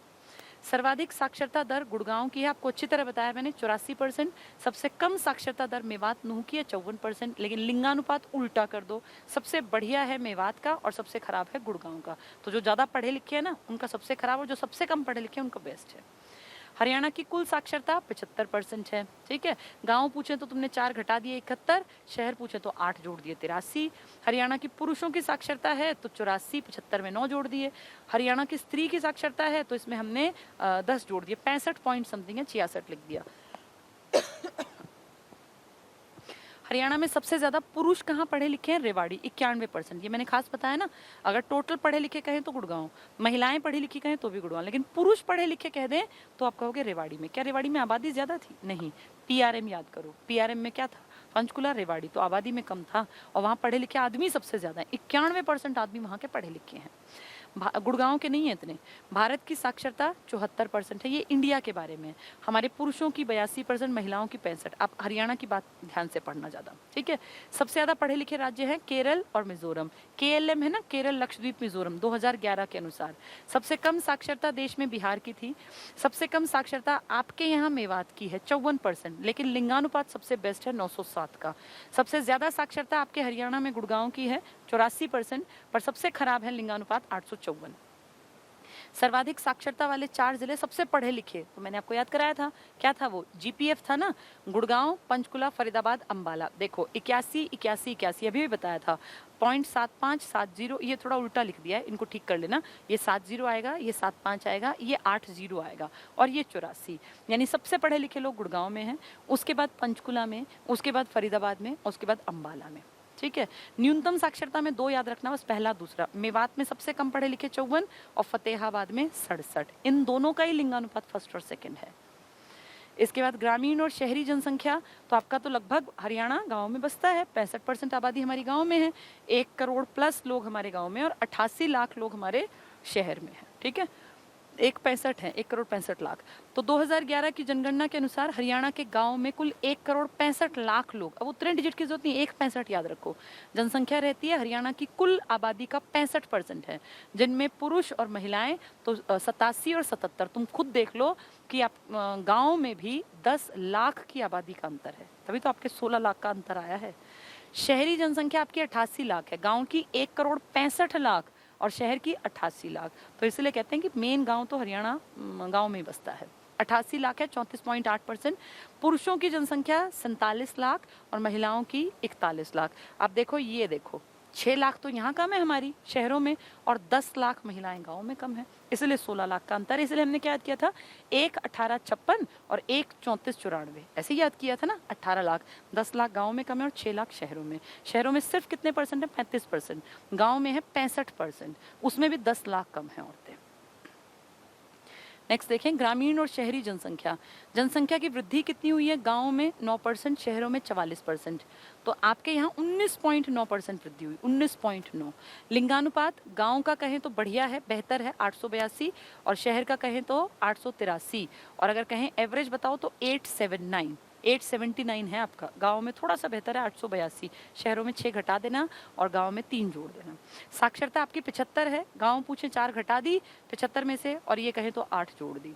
पुरुष साक्षरता आपकी ये थोड़ी सी गलत दी हुई है, इसको अच्छा गाँव की है, ठीक। गाँव शहर की है, आप 84% याद रखो, उसके इर्द गिर्द में थोड़ा सा कम कर देना गाँव को, थोड़ा सा बढ़ा देना शहर को। महिला साक्षरता आपकी 51% है, गाँव में कम पढ़े लिखी हैं महिलाएं, शहरों में ज़्यादा हैं। टोटलिटी हमारी एवरेज से 10 घटा देना। शिशु जनसंख्या ऐसे आंकड़े नहीं आते, लिंगानुपात पूछ लेंगे। बच्चों में भी देखो, आपके बच्चों में भी कितना ज़्यादा अनुपात कम है, तो फिर यही तो बड़े होके 18 और 21 ईयर्स के बनते हैं। फिर शादी के टाइम पे कहते हैं कि लड़कियां कम हैं, तो देखो ये हालत अपनी, ये बच्चों का लिंगानुपात है। 1000 के मुकाबले कितने 835। सोचो 835 तो 879 से भी कम है। अभी भी प्रेजेंट में, मतलब 10 साल पहले भी आपके यहाँ बच्चों के जन्म में इतना अंतर था, तो कितनी ज़्यादा कमी है आज के दौर में भी। अब यही तो बच्चे बड़े होंगे, अब यही 16 साल में आ गए होंगे, तो उस टाइम पे आप लगा लो 1000 के मुकाबले 835 यानी 65 कम हो गई ना। 165 लड़कियां कम हैं जो आज 16 साल के हेरफेर के बच्चे हैं उनमें। अनुसूचित जातियों की जनसंख्या क्या बताया, टोटल आपकी आबादी कितनी, 2,53,51,462 का 20% आपकी आबादी एससी है। और एससी भी आपके सबसे ज़्यादा कहाँ हैं, हिसार में, और प्रतिशतता निकालें तो फतेहाबाद में। ठीक है, 2011 की जनगणना के अनुसार हरियाणा में एससी की कुल जनसंख्या 51 लाख है, जिनमें पुरुष जनसंख्या 27 लाख, महिला जनसंख्या 24 लाख है। 2011 की जनगणना के अनुसार हरियाणा की एससी की जनसंख्या भारत की एससी की जनसंख्या का 2.5% है, और उसमें आपका 20% जो है वो चमार जाति है, और हरियाणा की कुल जनसंख्या का 20% है। ठीक है, तो हमारा अगर देखें टोटल हमारी आबादी का तो 20% है शेड्यूल कास्ट। राज्य में एससी की कुल साक्षरता दर 66% है, इसका मतलब और मेहनत करनी पड़ेगी। एससी के जो टोटल एवरेज है वो एवरेज से 9-10 कम है, तो काफ़ी अभी कमी है, इसलिए सरकार बहुत सारे प्रोजेक्ट लाती है ताकि सब लोग बराबरी पर आए। तो 66% है। पुरुषों की साक्षरता दर हमेशा 10-9 बढ़ानी होती है, महिलाओं की हमेशा 9-10 घटानी होती है, तो देख लो वही एवरेज आ गया। अगर एससी 66% पढ़े लिखे हैं तो महिलाओं की बात करें 56, पुरुषों की बात करें 75। हम एवरेज की बात करें 75 पढ़े लिखे हैं, पुरुष कहेंगे तो 84 कर देना, महिलाएं कहें तो 65 कर, सेम वही आंकड़े हैं, बस 10 ऊपर नीचे करने हैं। राज्य में सर्वाधिक एससी की साक्षरता वाला जिला रेवाड़ी। सबसे पढ़े लिखे एससी शेड्यूल कास्ट कहाँ के हैं, रेवाड़ी के। याद है रेवाड़ी के पुरुष भी पढ़े लिखे थे, आबादी कम है पीआरएम में, लेकिन जितने हैं उसमें सर्वाधिक साक्षर हैं एससी।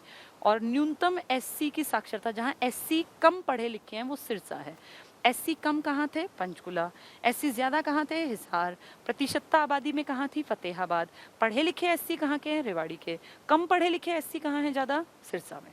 ठीक है, 2011 की जनगणना के अनुसार हरियाणा में एससी का लिंगानुपात 887 है, 879 से तो बेहतर ही है, तो इसका मतलब लिंगानुपात में कंपैरेटिवली बेहतर है एससी। 2011 की जनगणना के अनुसार हरियाणा में एससी का शिशु लिंगानुपात 876 है। अगर हम देखें जनरल से तो ये भी ठीक है। सर्वाधिक अनुसूचित जाति, सबसे ज़्यादा एससी कहाँ है, अभी क्या बताया, हिसार में। हिसार में तो थे ना, प्रतिशतता फतेहाबाद में, तो हिसार में 4 लाख प्लस हैं टोटल एससी। फिर सिरसा, भिवानी, करनाल में। सिरसा के याद करो पढ़े लिखे कम थे एससी। न्यूनतम एससी कहाँ पर है, मेवात में, जहाँ अगर ग्रामीण पूछेंगे तो पंचकुला टिक करना जहाँ मुस्लिम कम्युनिटी ज़्यादा थी ना, मुस्लिम्स में एससी नहीं थे। और इसके बाद फिर पंचकुला की तो आबादी कम थी, कुल टोटल 6 लाख के आसपास तो थे, तो उसमें भी एससी कम है। सर्वाधिक सिखों की जनसंख्या कहाँ है, तो पंजाब सिरसा वाली बेल्ट में, यानी सिरसा में। मुस्लिम कहाँ हैं आपके? मेवात में सबसे ज़्यादा। ईसाई क्रिश्चियन ज़्यादा है आपके फरीदाबाद में, जहाँ टोटल आबादी भी ज़्यादा है, 18 लाख प्लस की थी ना, वहीं पर। सबसे कम भारत में जैन हैं, पूरे इंडिया में सबसे कम जैन है, लेकिन हरियाणा में सबसे कम है बौद्ध, क्योंकि जैन याद करो 0.2 थे और बौद्ध 0.03 थे। तो हरियाणा में सबसे कम बौद्ध हैं, लेकिन भारत में सबसे कम जैन हैं। अब देखें अपने हरियाणा में जनसंख्या, ये हरियाणा की है, भारत की छोड़ो, अपनी देखेंगे। हिंदू, क्योंकि भारत का आएगा नहीं पेपर में, अगर आता तो मैं ज़रूर पढ़ा देती, फिर भी पढ़ लेते टाइम देख लेना। हिंदू जो है 87% है, तो आपके यहाँ लगभग बड़ी आबादी हिंदुओं की है। देश में 80% घटती जा रही है देश में। मुस्लिम आपके यहाँ 7% है, और सबसे ज़्यादा मुसलमान आपके मेवात में है, मेवात ना मिले तो पानीपत में। सिख आपके 5% के आसपास हैं, कहीं कहीं 5 पॉइंट समथिंग भी दिखाते हैं। ये आपके सिख ज़्यादा कहाँ मिलेंगे? सिरसा में। जैन आपके 0.2 हैं, ईसाई भी आपके 0.2 हैं, बौद्ध आपके 0.03 है। इंडिया में सबसे कम जैन है, हरियाणा में सबसे कम बौद्ध है। ठीक है, इसके बाद है जनसंख्या के महत्वपूर्ण तथ्य, लास्ट आ गया ये, मातृ मृत्यु दर। इसका मतलब होता है बच्चे के जन्म के समय कितनी माएँ गुजर जाती हैं, एक्सपायर हो जाती हैं जन्म के प्रोसेस के दौरान। ये 1 लाख पर मापा जाता है। ये जितना कम होगा उसका मतलब आपके देश में सुविधाएं उतनी ज़्यादा है। तो मातृ मृत्यु दर कितनी, मदर्स मोर्टेलिटी रेट, यानी कितनी माएँ एक्सपायर हो जाती हैं बच्चे के जन्म के समय। तो भारत में, पूरे भारत में 212 महिलाएं, 1 लाख महिलाओं ने अगर बच्चों को जन्म दिया तो 212 एक्सपायर हो जाती हैं किसी भी गड़बड़ी के चलते। हरियाणा में 153 औरतें मर जाती हैं 1 लाख बच्चों के जन्म पर। तो ये अभी शर्मनाक है। मतलब ये इसलिए है क्योंकि अब तो आपके पास सारी सुविधाएं हैं। आज भी अगर इतनी सारी डेथ्स हो रही हैं तो इसका मतलब ये हमारी मेडिकल फैसिलिटीज़ थोड़ी सी और बेहतर करनी चाहिए, ताकि माएँ इस तरह से एक्सपायर ना हो। ठीक है, अब तो खैर बहुत कम हो गया, पहले हजारों मर जाती थी महिलाएं। शिशु मृत्यु दर, IMR, इन्फेंट मोर्टेलिटी रेट, किसी चीज़ की कमी के चलते बच्चे के जन्म के समय कोई गड़बड़ रह गई, डॉक्टर्स टाइम पे नहीं पहुंचे, या मान लीजिए उसको सांस नहीं आया, तो जिस कारण उसकी डेथ होती है उसको बोलते हैं इन्फेंट, जो जन्मा, नवजात बोलते हैं जिसको, उसकी डेथ कितनी हुई। तो हरियाणा में 1000 पर 41 बच्चे आज भी एक्सपायर हो जाते हैं। जन्म के तुरंत बाद 1000 बच्चों में से 41, कोई अंडरवेट होता है, किसी में खून की कमी है, बहुत सारी दिक्कतें होती हैं। भारत में भी 40 बच्चे 1000 पे जाते ही जाते हैं, अपने यहाँ 41 पर। इसको और घटाना चाहिए, क्योंकि हरियाणा तो रिच स्टेट है ना, यहाँ बच्चों में ऐसी बीमारियाँ बचपन से ना लगें। ठीक है, प्रजनन दर है अपनी हरियाणा की 2.3, जन्म दर है 22 और मृत्यु दर है 6.7। बस ये टॉपिक हमारा कंप्लीट हुआ। इनको पढ़ लेना सारों को। ठीक है, कुछ लोग लिख रहे थे कि मैम ये जनगणना वाला टॉपिक रह गया, तो मैंने कहा इसको भी करा दूं। अब बहुत थोड़ा सा सिलेबस बचा है, 2 दिन की कहानी है। 2 दिन की कहानी में हम कल अपना निपटाएंगे। एक तो जनसंचार, जिसमें कि मैगजीन्स आ जाएंगी, वो करा दूंगी, और एक वो स्पोर्ट्स पर्सनालिटीज़ करा दूंगी। और परसों फिर जो बच गया ना हमारा टॉपिक, ये पशुओं की गणना, क्योंकि 2019 की 20वीं जनगणना पशुओं की गई थी, जिसमें कि बिल्लियों के ऊपर भी जनगणना की गई थी और टैब से की गई थी, मतलब सारा इलेक्ट्रॉनिक माध्यम का यूज़ किया गया था, उसको और पढ़ लेंगे। इसके बाद लगभग सारी किताब आप पन्ने खोल के देखेंगे ना, तो आपको 99.9% चीज़ें आ गई हैं। अब कुछ बहुत अलग नहीं है, और अगर आपको कुछ नया मिलता है कहीं भी किसी भी किताब में, तो मैं इस बात में 100% श्योर हूँ कि पढ़ते ही समझ में आ जाएगा। कोई भी किताब उठा लेना, किसी भी राइटर की, हरियाणा की, अब तुम 99% चीज़ों को पढ़ते ही समझ जाओगे, क्योंकि तुम्हारा एक बेस तैयार है। सब कुछ तो कभी भी किसी को नहीं आता, मैं भी अब रोज़ पढ़ती हूँ, रोज़ सीखती हूँ, लेकिन ये होता है ना कि हाँ भाई बेसिकली चीज़ समझ में आ गई, उतना आप लोगों ने कर लिया। ठीक है, पुलिस स्टेशंस के बारे में जो पूछ रहे हैं, पुलिस स्टेशंस का वैसे एक टॉपिक होता है, जब पुलिस की वैकेंसी आती है ना, तो मैं लिखवाती हूँ गुलाबी पुलिस थाने कितने हैं, कितनी हमारी टोटल फौज है, और किस किस रैंक पे हैं, तब पढ़ने चाहिए। जब पेपर आ जाए कि पुलिस का पेपर है, तो ये गूगल से उस टाइम पे, क्योंकि ये चीज़ें बढ़ती जाती हैं। जैसे पुलिस स्टेशन 2019 में जितने थे, 2021 में उससे ज़्यादा बढ़ गए होंगे। हर एक ज़िले में एक एक तो है ही, कहीं कहीं डबल भी हैं, जहाँ की आबादी ज़्यादा है, जहाँ क्राइम रेट ज़्यादा है। तो ये जब भी नौकरी की तैयारी करो ना, कभी भी, मान लो तुम्हारा पेपर अगस्त में है या मई में है, तो उस टाइम में करंट के आंकड़े निकाल लेने चाहिए, अपडेटेड होते रहते हैं ये।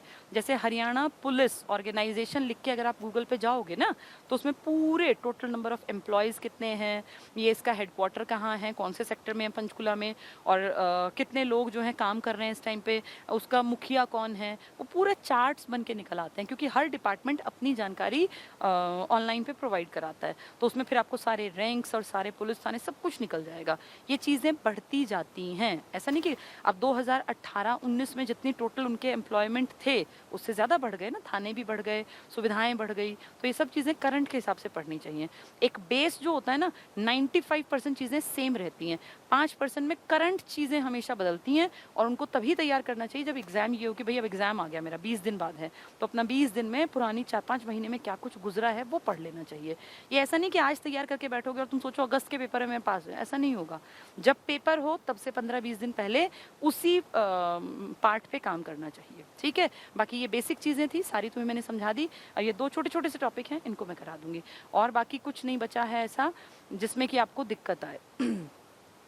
ग्राम सचिव की धारा जो है ना, ये तो मैं अलग से तो नहीं पढ़ा पाऊंगी क्योंकि ये हमारा कोई सब्जेक्ट नहीं है। ऐसे तो हर एक डिपार्टमेंट की चीज़ें होती हैं, ऐसे अगर पढ़ाने लगे तो फिर नर्सिंग वाले कहेंगे जी हमारा भी पढ़ा दो, क्योंकि उनका भी एक अलग से चीज़ें आती हैं, एक सेक्शन आता है।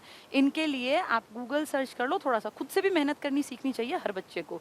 गूगल पे जाओगे ना, सारी चीज़ें हैं अवेलेबल, थोड़ा सा उसको नोट डाउन कर लो, 4-6 पन्नों के हार्डली नोट्स बनेंगे, उनको पढ़ लो, क्योंकि ऐसे हर एक का ना अलग अलग पढ़ाना पॉसिबल नहीं है। आपके यहाँ 50 तरह के पेपर होंगे, हर एक का स्पेसिफिक सेक्शन आएगा, तो उसकी तैयारी थोड़ी करेगा हर कोई।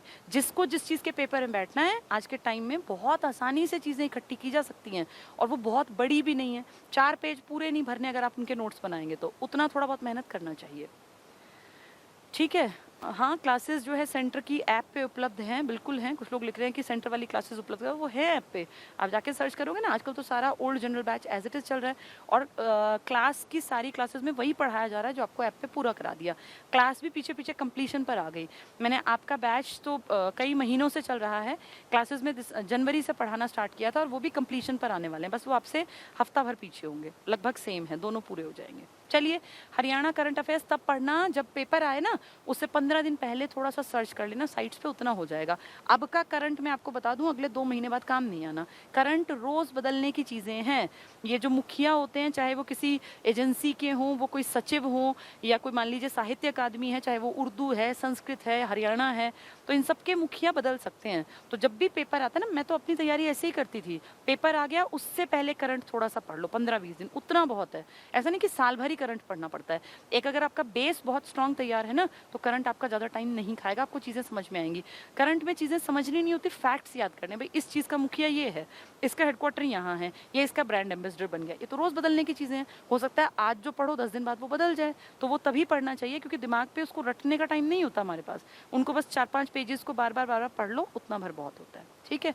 चलिए, आज इतना ही पढ़ते हैं, थैंक यू। अब कल और परसों 2 दिन में लेके क्लासेस इसको एंड कर दूंगी, फिर ये हमारे चैप्टर्स क्लोज हो जाएंगे। फिर अपना जब पेपर आए तो दोबारा क्लासेस देख के, और किताब ज़रूर उठाना, किताब के बिना पास नहीं होगी। Thank you, good night.